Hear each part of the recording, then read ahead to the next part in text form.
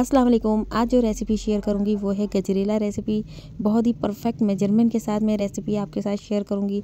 ऐसे अनोखे तरीके से बनाना सिखाऊंगी कि जो आप जो है इसको जब बनाएंगी तो हमेशा ही आपका गजरेला जो है परफेक्ट बनकर तैयार होगा और खीर से भी ज़्यादा ये मज़ेदार रेसिपी इंशाल्लाह आपको लगेगी। तो यहाँ पर जो है रेसिपी को स्किप नहीं कीजिएगा, बिल्कुल एंड तक देखिएगा। रेसिपी को लाइक शेयर एंड सब्सक्राइब कर दीजिएगा। शुरू करते हैं। बिस्मिल्लाहिर्रहमानिर्रहीम। सबसे पहले लूँगी मैं आधा कप चावल। अगर वेट में देखा जाए तो ये 100 ग्राम के करीब है। और इसके साथ ही इसको अच्छे तरीके से हम साफ़ करेंगे और साफ़ करने के बाद इसको पानी के अंदर भिगो देंगे। पानी के अंदर आप इसको 2 से 3 दफ़ा जो है अच्छी तरह वॉश कर लीजिएगा, ताकि इसके अंदर से जो सफ़ेद सफ़ेद स्टार्च होता है वो निकल जाए। इसके बाद इसे तकरीबन आधे घंटे के लिए मैं भिगोने के लिए रख दूँगी और इसके बाद इसका एक फ़ाइन पेस्ट तैयार कर लूँगी। सिंपल ब्लेंडर में डालकर इसका एक पेस्ट बना लें। अब ले लेंगे हम 1 लीटर दूध। क्योंकि ये 1 लीटर दूध की परफेक्ट गजरेला रेसिपी है, इसलिए इसके अंदर हम शामिल करेंगे चावल वाला पेस्ट, जो कि हमने ब्लेंडर में पीसकर पेस्ट बना लिया था। और पानी आप अलग से इस्तेमाल नहीं कीजिएगा।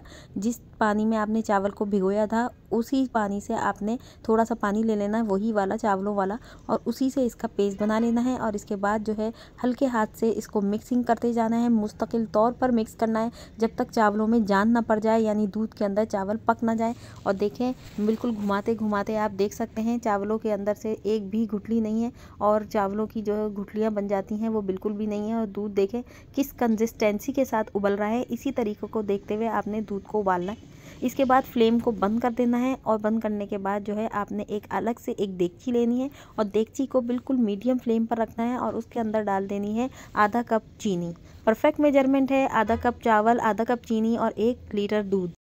चीनी को मीडियम फ्लेम के ऊपर मेल्ट कर लेना है और इसको तकरीबन 10 से 15 मिनट लगेंगे मेल्ट होने में। जब चीनी मेल्ट हो जाएगी तो हम इसके अंदर शामिल करेंगे 250 ग्राम कद्दूकश की हुई गाजर। सबसे पहले मैंने गाजर ले ली थी, उसको धो लिया था और धोने के बाद उसका ऊपर का जो छिलका होता है वो उतार लिया था। उतारने के बाद जो है इसको कद्दूकश कर लिया था। तो ये 1 पाव गाजर है, तो मैंने आपको तकरीबन तमाम मेजरमेंट जो है परफेक्ट बता दी है।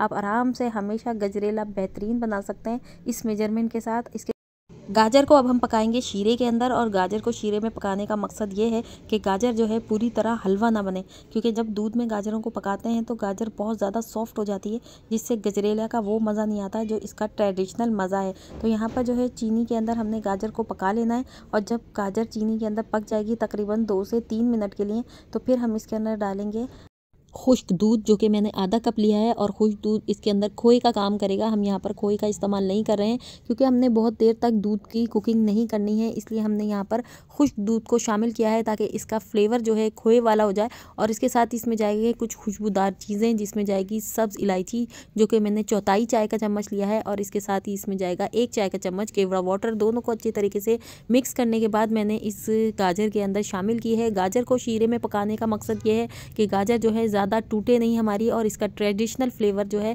कायम रहे। तो यहाँ पर जो मैंने दूध पकाया था, जो कि 5 से 7 मिनट के लिए पकाया था बस, वो मैंने फ्लेम बंद कर दिया था उस दूध का। उसके बाद हमने उस दूध को इस गाजर के अंदर शामिल करना है और दोनों की कुकिंग तकरीबन 5 से 6 मिनट तक करनी है। देखें इस तरह की जब कंसिस्टेंसी आ जाएगी तो फिर हमने फ्लेम को बंद कर देना है। तो यहाँ पर ओवर कुकिंग नहीं करनी है। ओवर कुकिंग करेंगे तो गजरेला जो है ख़राब हो जाएगा और इससे में वो मज़ा नहीं आएगा जो इसका फ्लेवर आना चाहिए। तो यहाँ पर कुछ ड्राई फ्रूट्स का मैं इस्तेमाल कर रही हूँ, जिसमें पिस्ते बादाम आप शामिल कर दीजिए। जो आपको पसंद हो वो फ्लेवर आप इसमें डाल सकते हैं। इसके साथ ही गजरेला जो है तैयार है। देखें कितने जल्दी मिनटों में बनकर ये तैयार हो जाता है। रेसिपी अगर आपको अच्छी लग रही है तो लाइक शेयर एंड सब्सक्राइब कर दीजिए, और मेरी रेसिपी को जो है ट्राई ज़रूर कीजिएगा। इंशाल्लाह आप देखिएगा आपको बहुत मज़ेदार रेसिपी ये मिलेगी। इसकी बस ओवर कुकिंग मत कीजिएगा, जैसे मैंने आपको बताया है ऐसे ही बनाइएगा। इंशाल्लाह परफेक्ट मेजरमेंट के साथ ये रेसिपी आपके साथ शेयर की है।